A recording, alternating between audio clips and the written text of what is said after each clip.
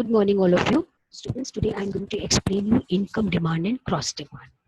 Now, when demand for a commodity is expressed in terms of income of a consumer, it is called as income demand. अब आप simple सा एक example लो, एक family है जिसके घर में इनकम 10,000 रुपए है, वो ½ kg मिल्क डेली लेती है, यानी उसके घर में 15 किलो दूध आता है पूरे महीने में. अब अगर मिल्क की प्राइस कम हो जाती है, इनकम उसमें कोई फर्क नहीं है, मिल्क की प्राइस कम हो जाती है, पहले 50 रुपए का आ रहा था, अब वो 48 रुपीज का आता है, तो वो फैमिली जो है वो 1 kg मिल्क डेली लेने लग जाती है. अब इसमें क्या हो रहा है, इसमें डिमांड चेंज हो रही है, किसकी वजह से? क्या उसकी इनकम चेंज हो रही है? नहीं, इसकी प्राइस जो है वो कम हुई है. अब प्राइस कम होने से क्या होता है कि उसी पैसे में अब वो ज्यादा खरीद सकता है, और इसे हम कहते हैं परचेजिंग पावर और real income. So what happens when the price of the consumer falls, the real income of the consumer increases. Right? Now, depending upon the income, we divide goods into 3 categories: normal goods or superior goods, inferior goods, and necessary goods. Now, let me explain what are normal goods. Normal goods are those goods whose demand increases with the increase in the income of the consumer. There is a direct relationship between income and the quantity demanded. Take an example.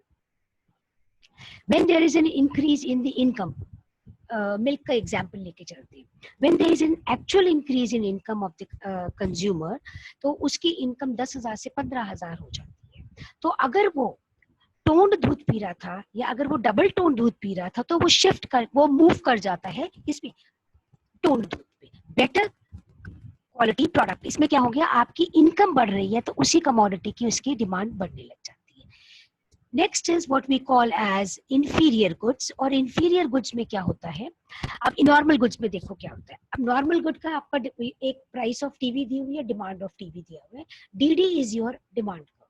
ठीक है.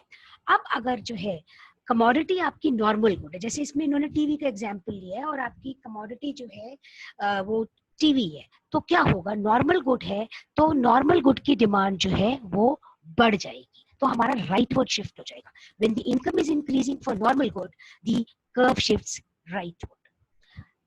When the income decreases for the normal good, the curve shifts leftward.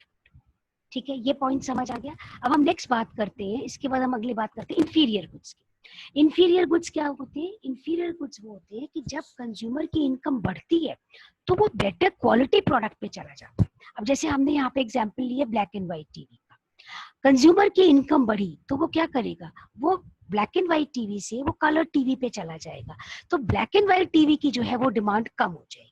यानी ये जो आपका inferior good है, उसका demand curve जो है वो डाउनवर्ड स्लोपिंग होता है, या नेगेटिवली स्लोप्ड होता है. Example core screens. अब इसमें क्या होता है, अगर हम इंफीरियर गुड के बारे में बात कर रहे हैं, तो क्या केस हो जाएगा हमारा कि इंफीरियर गुड है, कंज्यूमर की इनकम बढ़ी, तो वो क्या करेगा, वो बेटर क्वालिटी प्रोडक्ट पे जाएगा. जब वो बेटर क्वालिटी प्रोडक्ट पे जाएगा, तो आपका जो डिमांड कर्व है, ये इंफीरियर कमोडिटी का डिमांड कर्व लेफ्टवर्ड शिफ्ट हो जाएगा. इसी तरह से अगर उसकी इनकम कम हो जाती है, तो वो बेटर क्वालिटी प्रोडक्ट पे नहीं जा सकता, वो इसी इंफीरियर क्वालिटी को ज्यादा खरीदेगा, तो ये आपका rightward shift at the same price हो जाएगा. This is what you talk about income demand. अब नेक्स्ट जो है हम बात करते हैं जो आपके नेसेसरी गुड्स होते हैं. नेसेसरी गुड्स जैसे मेडिसिन है, सॉल्ट है. अब ये थोड़ी ना कि अगर सॉल्ट के पैसे कम हो जाएंगे तो आप 20 किलो सॉल्ट अपने घर में ले आके रख दोगे. मेडिसिन कोई सस्ती हो गई तो जी ये थोक में ले आकर के रख दो, हम ऐसे नहीं करते. तो ये जो नेसेसिटीज है, इनका जो डिमांड कर्व है, ये हमेशा कांस्टेंट रहता है. It is not affected by the change in the income of the consumer. Second category हम कहते हैं क्रॉस डिमांड की. क्रॉस डिमांड का मतलब है कि दो कमोडिटीज हैं, उनमें आपस में क्या रिलेशनशिप है, तो एक के में अगर प्राइस में फर्क आता है, तो दूसरे की डिमांड में फर्क आ जाता है. When the demand of a commodity is affected by change in the price of any other related commodity, it is known as cross demand. अब ये related goods जो है हमारे कितनी तरह के होते हैं? 2 तरह के होते हैं. एक होता है substitute goods, जैसे आपका टी या कॉफी दी है, मिल्क और मिल्क पाउडर दी है. When two goods can be easily used up in place of each other. और कॉम्प्लीमेंट्री गुड्स होते हैं जो एक साथ यूज होते हैं, जैसे pen and ink, refill and ball pen are example of complementary good. Bread and butter are example of complementary good. Car and petrol complementary good, लेकिन petrol and diesel substitute goods. This point is clear. So the next thing what we talk about is क्या होता है जो substitute goods होते हैं. Supposing यहाँ पे price of good Y है, यहाँ एक्स है. अब अगर गुड वाई की प्राइस बढ़ती है, एग्जाम्पल लेके चलते हैं, रिफिल की लेके चलते हैं. पहले रिफिल की प्राइस है OP1, आपकी डिमांड है OQ1. अब अगर रिफिल महंगा हो गया, हम किसके बारे में बात कर रहे हैं, यहाँ पे डिमांड कर्व दूसरा है. रिफिल अगर महंगा हो गया, यहाँ पे है quantity of ball pen. Refill महंगा हुआ तो लॉ ऑफ डिमांड के हिसाब से रिफिल की डिमांड कम होती है, लेकिन रिफिल और बॉल पेन साथ साथ जाते हैं तो बॉल पेन की भी डिमांड कम हो जाती है. Is this point clear? Substitute good में क्या होता है, अगर हम वाई एक्सिस पे लेते हैं सपोजिंग कॉफी, और एक्स एक्सिस पे लेते हैं हम क्वांटिटी ऑफ टी. अब इसमें ये इंपॉर्टेंट चीज है कि यहाँ पे पी वाई होगा तो यहाँ क्यू एक्स होगा.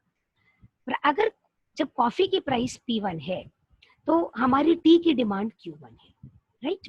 अब अगर कॉफी महंगी होती है तो हम देखते हैं कि क्वांटिटी ऑफ टी जो है वो हमारी बढ़ गई. ये किस लिए हुआ? ये इसलिए हुआ कि जो लोग कॉफी पी रहे थे अब उनको कॉफी महंगी लग रही है, टी रिलेटिवली चीपर लग रही है, इसलिए वो टी के कंजम्पशन पे आ जाते हैं. तो आपका जो डिमांड कर्व सब्स्टिट्यूट गुड्स का होता है वो आपका अपवर्ड स्लोपिंग कर्व होता है. अब आ जाओ नेक्स्ट, क्या होता है अगर सब्स्टिट्यूट गुड है और डिमांड कर्व एक कमोडिटी का DD है, उसके सब्स्टिट्यूट गुड की प्राइस बढ़ती है. कमोडिटी की बात मैं नहीं कर रही हूँ. सब्स्टिट्यूट गुड अगर महंगा हो जाता है तो इस कमोडिटी की डिमांड बढ़ जाती है, और अगर सब्स्टिट्यूट की गुड की प्राइस कम हो जाती है तो fall in the price of substitute good leads to a decrease in the demand. क्यों? यहाँ पे जब प्राइस सब्स्टिट्यूट गुड की बढ़ रही है तो क्या हो रहा है, जो कमोडिटी इन क्वेश्चन है वो कंपैरेटिवली सस्ती लगती है तो उसका डिमांड कर्व शिफ्ट हो जाता है राइट. लेकिन अगर सब्स्टिट्यूट गुड की प्राइस कम हो जाती है तो सब्स्टिट्यूट गुड सस्ता लगने लगता है, तो जो हमारी डिमांड है कमोडिटी की DD वो कम हो जाती है, तो लेफ्टवर्ड शिफ्ट हो जाता है. इसी तरह से हमारी कॉम्प्लीमेंट्री गुड्स के साथ भी यही होता है. अगर कॉम्प्लीमेंट्री गुड की प्राइस कम होगी तो कॉम्प्लीमेंट्री गुड की डिमांड बढ़ेगी, और कॉम्प्लीमेंट्री गुड के साथ जो हम उस गुड के साथ जो हमारा कॉम्प्लीमेंट है उसकी जो है डिमांड इंक्रीज हो जाती है, तो वो राइटवर्ड शिफ्ट हो जाता है. इसी तरह से अगर प्राइस ऑफ जो है कॉम्प्लीमेंट्री गुड राइज होगी तो कॉम्प्लीमेंट्री गुड की डिमांड कम हो जाएगी, लेफ्टवर्ड शिफ्ट हो जाएगी.